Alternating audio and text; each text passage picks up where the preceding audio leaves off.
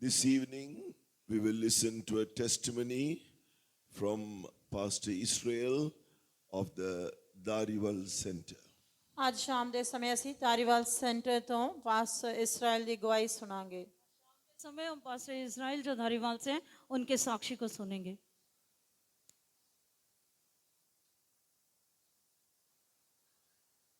परमेश्वर के पवित्र नाम की महिमा हो।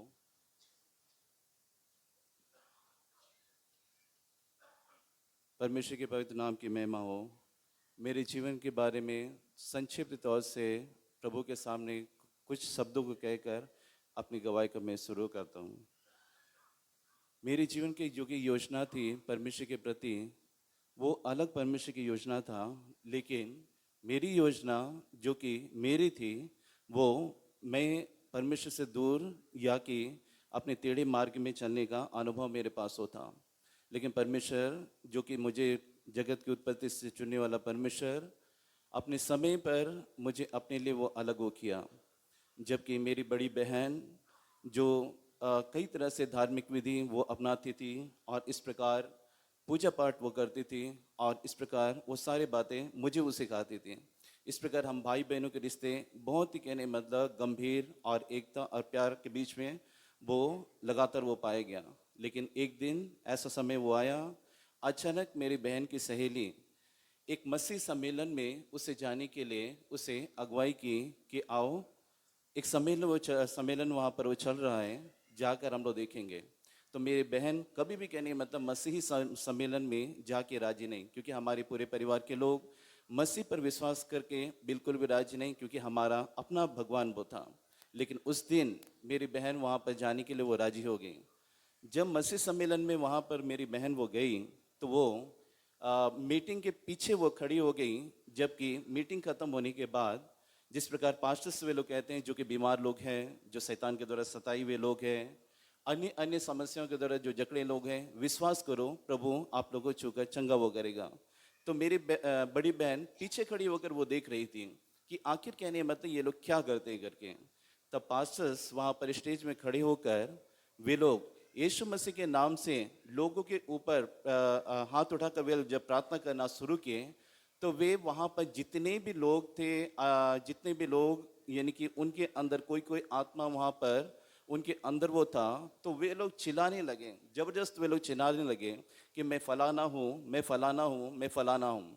तब मेरी बहन जब ये बातें वो सुनी तो बहुत ही आश्चर्यचकित हो गई, क्योंकि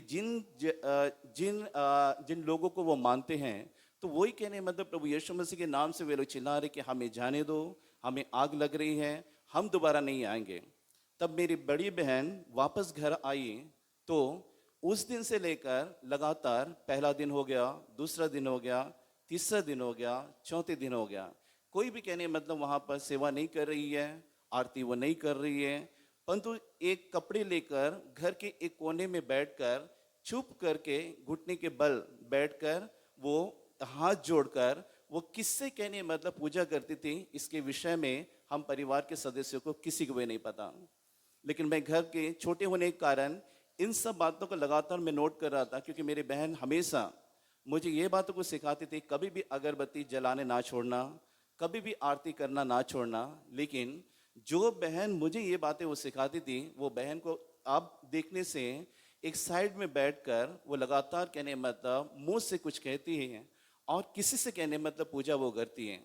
तो मम्मी से मैंने कहा कि मम्मी आखिर बात क्या है कि बहन कहने मतलब पूजा वो नहीं कर रही है, लगातार आरती नहीं कर रही है, ना तो हमें कुछ कह रही है।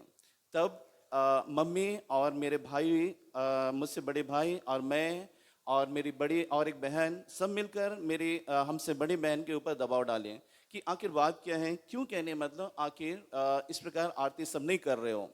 तब मेरी बहन की एक ही जवाब था कि मुझे जो मिलना था वो मिल गया, अब हमें ये पता नहीं कि आखिर कहने मतलब उससे मिला क्या। तब अचानक कहने मतलब वो अपने शब्दों में कह दी, दोबारा मैं आरती कुछ नहीं करूँगा और ना ही कहने मतलब मैं दिवा जलाऊंगी, ना ही कहने मतलब अगरबत्ती जलाऊंगी। मैं यीशु मसीह जिंदा परमेश्वर है जान लिया और उसे अपने जीवन में स्वीकार कर लिया। जैसे कहने मतलब ये शब्द मेरी बड़ी बहन के मुंह से निकली, हम सारे भाई बहन उस पर टूट पड़े, क्योंकि यीशु के नाम हमारे घर में बिल्कुल कहने मतलब इजाजत तो नहीं था। इतने कहने मतलब हम मेरी बड़ी बहन को इतने मारे, इतने मारे, इतने मारे, इतने कट्टरता मेरे अंदर आग लेकर मैं उसके सिर के बाल को ही जला डाला कि मैं इसको कहने मतलब जिंदा छोड़ना नहीं, इसे मार डालना। क्योंकि मेरी बहन कहने मतलब सारे हमारे भगवानों को छोड़कर यीशु को हमारे घर में लेकर वो आ गई। तो बड़े मुश्किल से, जबकि मुझे मेरे भाई लोग, मेरे मम्मी मुझे जब छुड़ाया, तो मेरे मन में ये बातें हो रही कि कैसा भी कहने मतलब इस बहन के हत्या करना ही करना, मन में मैं अपने वो ठान लिया। क्योंकि जब मेरी बहन वो सिखाती थी कि यहाँ पर पूजा इस प्रकार करना चाहिए और इस प्रकार दीवा जलाना चाहिए, तो जहाँ पर जहाँ पर हम इस प्रकार दीवा सारी जलाते थे, वहाँ पर एक चारपाई हुआ करती थी। तो जब मैं घर में आता था रात के समय 10 या कि 11 बजे, तो मैं आरती करके जरूर कहने मतलब वहाँ पर आरती कर कर उसी जगह मैं लेट जाऊंगा। तो मैं देखते देखते मैं क्या देखूंगा कि उस मूर्ति के अंदर से एक कोई भी कहने मतलब एक देवता वो निकलता है और मेरे सीने में बैठ जाता है और पूरे सुबह तक वो बैठा हुआ रहता है। तो मैं सोचता हूँ कि ये भगवान मुझसे बहुत ही कहने मतलब प्रसन्न होकर वो रहता है करके। फिर अचानक हमारे घर के मम्मी बाहर चले गए, डैडी बाहर कहीं गए और उसके बाद भाई लोग सारे बाहर चले गए। तब मेरी बहन अकेली बैठकर वो इस प्रकार हाथ जोड़कर वो पूजा वो कर रही थी। हमें पता नहीं क्या पूजा कर रही थी। तब उस समय में ये मौका देखा कि घर में कोई नहीं है, आज मेरे बहन को मैं मार डालना है डालना। इस प्रकार तेजधार हथियार लेकर पीछे से जाकर जैसे उसके गर्दन पर मारने के लिए कोशिश की, अचानक कोई मुझे इस प्रकार मेरे जितने हाथ ऊंचे हैं उतने ऊंचे उठाकर मुझे बाहर फेंकवा दिए। फिर से जीत के मारे मैं दौड़ कर फिर से मैं मारने के लिए आया। फिर उसके बावजूद इस प्रकार मुझे उठाकर फिर से फेंक दिया। फिर मैं भय के मारे वहां से घर से भागा। मुझे समझ नहीं आई आखिर ये पिक्चर में देखने वाली बातें रियल लाइफ में मेरे साथ क्या हो गई। तो उसके बावजूद मेरे अंदर की परेशानी लगातार मुझे खाता हो गया। उसके बाद वहां पर जो अनेक सन्यासी वहां पर आए थे। दूसरे दिन उन सन्यासियों के पास मैंने दोपहर के समय 12:30 बजे जाने और उनसे मिलने के लिए मैंने निर्णय किया।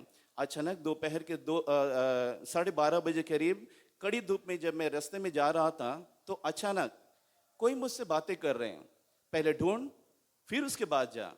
फिर मैं उस शब्दों को अनदेखी वो किया, फिर आगे बढ़ा, फिर अगला कहा पहले ढूंढ उसके बाद जा। मेरे पैर कुदरती कहने मतलब मुड़ गए अपने घर की ओर। दूसरे दिन रात के समय मैं आरती वो लिया पूजा घर में, और उसके बाद आरती लेकर वहां पर सारे भगवानों से ये प्रार्थना किया कि अगर जो भी कहने मतलब भगवान है, अगर मेरे सामने प्रकट हो और मुझसे बातें करें, या कि मेरे जितने भी रहने वाले पाप हैं मुझे पापों से छुटकारा दें, तो मेरे जीवन में आगे पीछे देखूंगा नहीं, मैं अपने जीवन को उसी के हाथों में कुर्बान वो कर दूंगा। लेकिन वहां पर किसी के शब्द नहीं थी। लगातार 1 बज गए, 2 बज गए, 3 बज गए, 4 बज गए, वहीं पर मैं खड़ा रहा। तब मैंने फैसला किया कि ऐसा तो कोई भगवान है ही नहीं, लेकिन मेरा एक ही विश्वास है कि मैं जो भी भगवान है मैं उसे ढूंढना। तब मैंने जंगल में जाने का फैसला किया। तब जंगल में जाकर लगातार कहने मतलब वहां पर रोटी पानी छोड़कर लगातार भगवानों को एक एक भगवानों को पुकारने लगा कि ऐसा कोई भगवान है तो मुझे बताएं कि मेरे पापों से मुझे छुटकारा दें, या कि कोई भगवान है तो कहने मतलब मुझे प्रकट होकर वो मेरे सामने आए। लेकिन इस प्रकार की कोई भी शब्द नहीं। सुबह जाता था और शाम को आता था। अंडमान में उन दिनों में लगातार वर्षा होती थी, और वहां के उन दिनों में जो कि जोंक थे बड़े बड़े, मेरे पूरे शरीर से सिर से लेकर पैर तक वहां पर भर जाते थे। लेकिन मुझे उस बातों की चिंता नहीं थी। मुझे एक ही बातों की चिंता थी, आखिर कौन ऐसा भगवान है जो मेरे साथ बातें करे, ऐसा कौन सा भगवान है जो कि वो जीवित है। तब हार के मैंने कहा कि है नहीं ऐसा कोई भगवान। तब अचानक दूर से एक रोमन कैथोलिक चर्च वो दिखाई वो दे रहा था। तो रोमन कैथोलिक चर्च वो दिखाई दे रहा था, तो मैंने देखा कि वहां पर बड़े से क्रूस वो दिखाई दे रही है बड़ी दूर में से। तब मैंने कहा यीशु को तो मैं पुकारा नहीं, ना ही कहने मतलब मैं पुकारना चाहता, क्योंकि मसीह और मसीह को मैं दिल से नफरत करता हूँ। ये नाम मेरे जीवन में आना चाहिए। इसी की वजह से हमारे घर में कई प्रकार की समस्या पैदा होगी। लेकिन एक सवाल मेरे मन में आई कि क्यों ना एक बार मैं पुकार के देखूं। विश्वास तुम करना नहीं, ना ही कहने मतलब यीशु को मैं मानना, क्योंकि वो अगर भगवान होता तो क्रूस पर क्यों मरना था? मेरे दिल में इस प्रकार के जहन वो आकर वो दिखाई वो दिया। तब तो भी मैं शाम के समय जंगलों में 4:30 बजे के करीब, मेरे अनुमान 4:30 बजे के करीब, अंडमान में होती है कि 4:30 बजे करीब से बिल्कुल अंधेरा होना शुरू हो जाता है। तब मैं एक स्थान पर घुटने के बल खड़ा होकर दोनों हाथ आकाश की ओर उठाकर मैंने यीशु से कहा, अगर तू जिंदा भगवान है या कि तू सच्चा परमेश्वर, तेरे बारे में मुझे जानकारी नहीं है, लेकिन तेरे बारे में इतना मैंने सुना कि तू जीवित परमेश्वर है, पापियों का पाप लेने के लिए तू क्रूस पर चढ़ा है, लेकिन मैं तुझ पर विश्वास नहीं करता हूं। अगर तू भगवान होता तो कभी भी क्रूस पर तू नहीं मरना था। अचानक मैं आंखें बंद कर कर इसी प्रकार कहा, ठीक है, जो भी तू है, अगर तू सच्चा भगवान है तो मुझसे बातें कर। 2 मिनट के अंदर मेरे आंखों से पानी वो गिरने लगे, मेरे दिल टूटने लगे। मुझे क्या हो रहा है मुझे समझ ना आए, आखिर मेरे साथ क्या हो रहा है।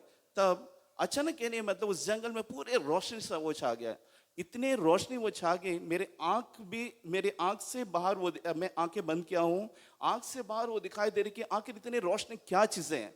जब मैं आंखें खोल कर देखा, पूरे जंगल में एक पत्ता भी दिखाई नहीं दे रहा है, एक बड़े पेड़ भी दिखाई नहीं दे रहा है, परंतु पूरे जंगल इस प्रकार प्रकाश से इतने भर गए और मैं वहां पर अकेला, मुझे ये पता नहीं चल रहा था कि आखिर ये प्रकाश है ही क्या।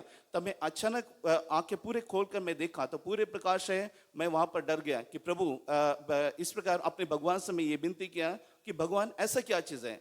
फिर जब मैं दोबारा आंखें बंद किया तो बड़े बड़े पेड़े टूटने लगी, हवाएं चलने लगी, जबरदस्त आंधी वो चलने लगी। मैं डर गया, लेकिन मन में सोचा कि इस समय तो तूफान आने की कोई संभावना है ही नहीं।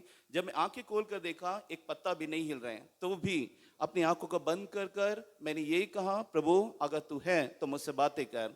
2 मिनट के अंदर दोबारा इतने प्रकाश, एक तो मेरे आंखों से आंसू गिर रही है, मेरे दिल वो टूट रहे हैं और इतने प्रकाश पूरे जंगल में छा गया।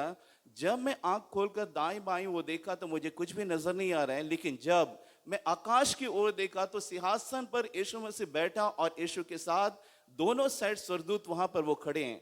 तो मैं देखकर मैं हैरान हो गया, ये तो यीशु मसीह है। तो देखते देखते उस सिंहासन से अचानक आग वो निकल रही है। आग निकल कर जैसे मुझ पर पड़ा तो मैं क्या देख रहा हूं कि मेरे अंदर से बड़े बड़े दानव निकल कर यहां से वो भाग रहे हैं, एकदम निकल कर यहां से वो भाग रहे हैं। तब वहां पर मुझे पता नहीं मुझे क्या हुआ, जब मुझे पूरे होश आई तो मैं अपने आप को महसूस किया कि बिल्कुल कहने मतलब मैं तो नया हो चुका हूं। मेरे अंदर के जो भी बंधन थे, जो भी पाप थे, सब वो टूट गया।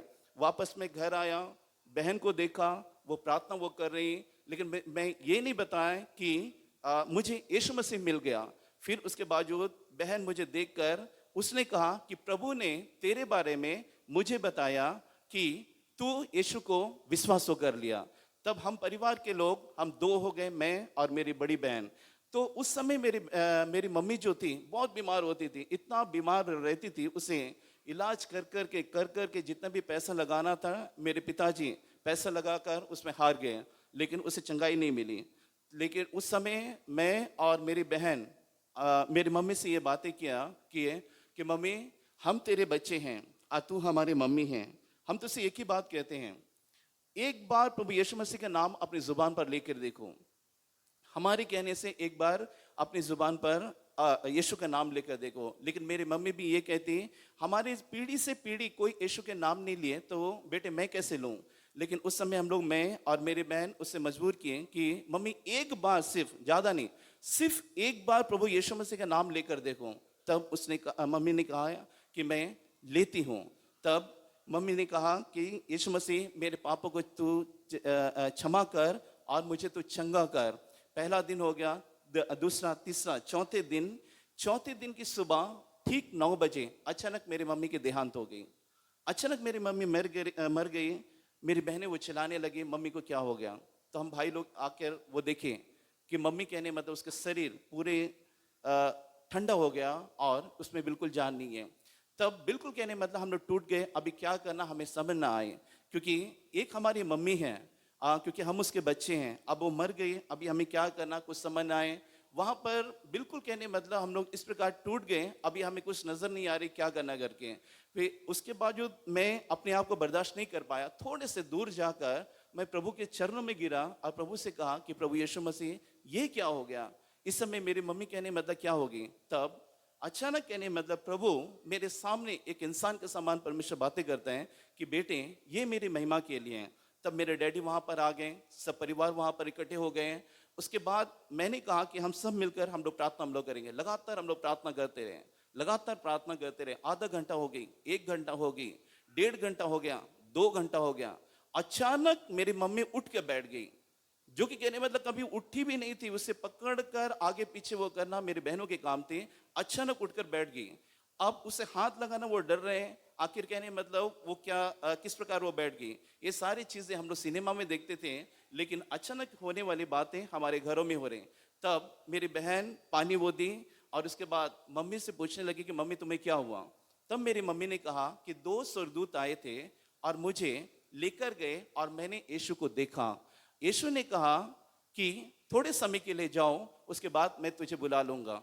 तब उसके बाद मेरी मम्मी एकदम चंगी हो गई और उसके बाद 16 साल मेरी मम्मी को प्रभु जिंदगी वो दी। 16 साल जिंदगी के पाकर मेरी मम्मी मन फिराई, बपतिस्मा सब ली और पवित्र आत्मा के अभिषेक भी पाली।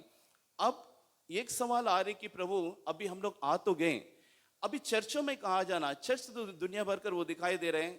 पादरी लोगों को पता चला, वहां पर वे लोग आकर हमें कहने लगे हमारी चर्च जाओ, हमारी चर्च जाओ, हमारी चर्च जाओ।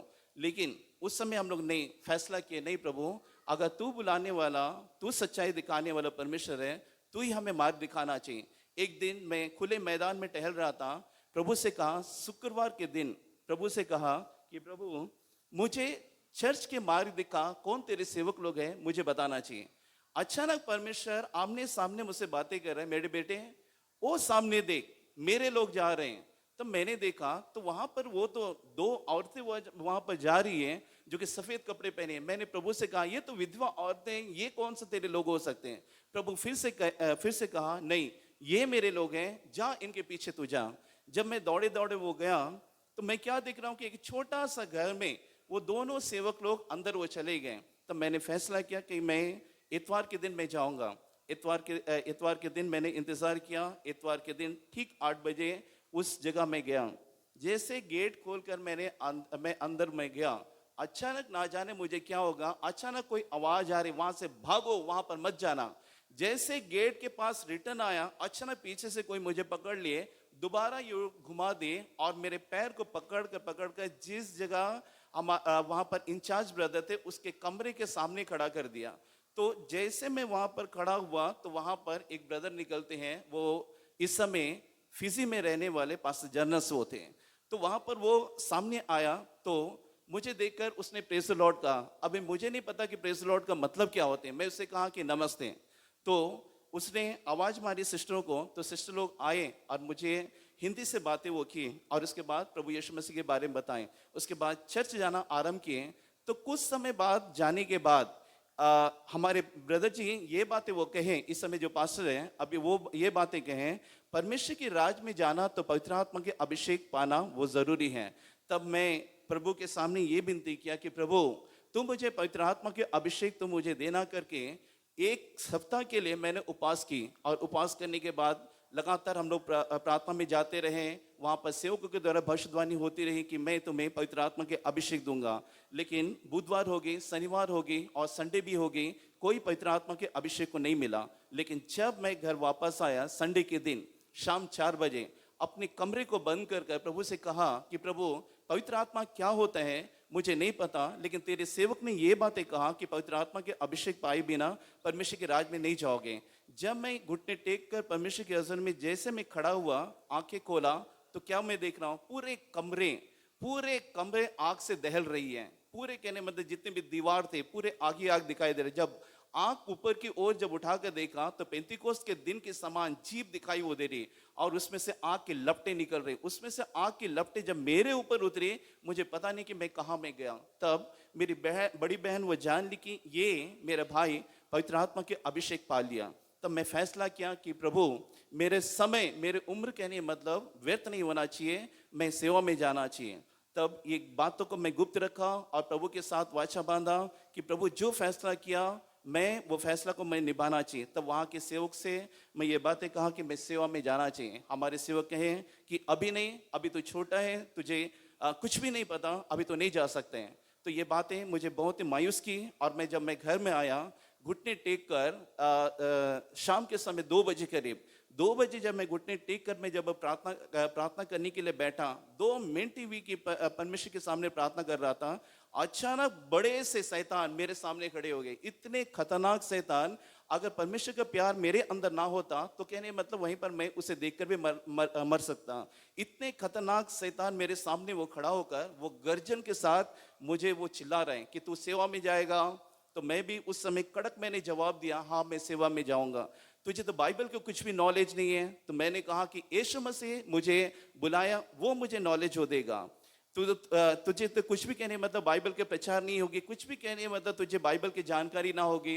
पर तो मैंने ये की बातें कहा, बाइबल के ज्ञान देने वाला और मुझे ज्ञान देने वाला मेरा यीशु मसीह होगा। जब ये बातें वो सुना, शैतान को बर्दाश्त नहीं हुआ, मुझे पकड़ने के लिए जब उसके भयंकर लंबे लंबे हाथ सामने वो आ रहे थे, तब मैं आंखें बंद करके कहा कि प्रभु देख के शैतान तेरे विषय में क्या कह रहा है। अचानक परमेश्वर के दूत मेरे राइट साइड में यहाँ पर अचानक एक झलक में ही कहने मतलब वो प्रकट हुए।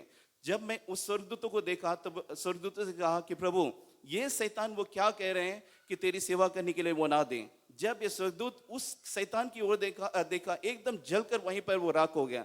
तब उसकी प्रकाश, दूत की प्रकाश जब मुझे पड़ी तो मैं वहीं पर वो गिर पड़ा। इस प्रकार परमेश्वर के समय पर मुझे सेवा में लेकर आकर अपना उद्देश्य को पूरा किया, और जो मेरी योजना थी, मेरी योजना को रद्द कर प्रभु की योजना मेरे जीवन में पूरी कर प्रभु सेवा में ले आकर अभी पंजाब में मुझे सेवा परमेश्वर दी, और मैं इस सेवा में बने रहूं और मेरी सेवा को परमेश्वर आशीष करे। इसी के साथ मैं अपनी गवाही खत्म करता हूं। मेरे लिए आप सबसे विनती कि मेरे लिए प्रार्थना करना। परमेश्वर के पवित्र नाम की महिमा हो। For the wonderful ways in which the Lord Jesus